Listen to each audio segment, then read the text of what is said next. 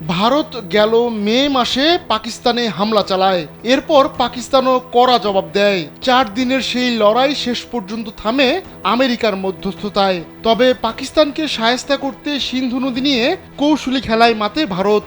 ঘোষণা দেয় বাদ দেওয়া হবে পাকিস্তানের লাইফলাইন খ্যাত এই নদীতে। এ নিয়ে তখন উভয় পক্ষের কর্মকর্তাদের মধ্যে চলে কথার লড়াই। এবার পাকিস্তানের সেনাপ্রধান ফিল্ড মার্শাল আসিম মুনির যোগ দিলেন সেই লড়াইয়ে।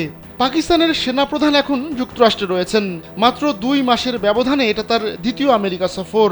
তিনি আমেরিকার রাজনৈতিক ব্যক্তিবর্গ ও বিভিন্ন পর্যায়ের উচ্চপদস্থ সামরিক কর্মকর্তার সঙ্গে বৈঠক করেছেন। এর মধ্যে ফ্লোরিডার টাম্পায় তার জন্য একটি অনুষ্ঠানের আয়োজন করা হয়। সেখানে ভারতের বিরুদ্ধে বিভিন্ন হুমকি দিয়েছেন পাক সেনাপ্রধান। তিনি বলেছেন, যদি পাকিস্তানের অস্তিত্ব হুমকির মুখে পড়ে এবং পাকিস্তান ধ্বংসের মুখে পড়ে, তাহলে পুরো বিশ্বের অর্ধেক ধসিয়ে আমরাও নিজেরা ধ্বংস হব। আসিম মুনির বলেন, আমরা পারমাণবিক শক্তিধর দেশ। যদি আমরা মনে করি আমরা ধ্বংস হচ্ছি, তাহলে আমাদের সঙ্গে বিশ্বের অর্ধেককে ধসিয়ে নিয়ে যাব। তিনি আরও বলেন, সিন্ধু নদীতে ভারত বাঁধ নির্মাণ করার অপেক্ষায় থাকব। যখনই বাঁধটি বানানো শেষ হবে, তখনই মিসাইল মেরে এটি ধসিয়ে দেব।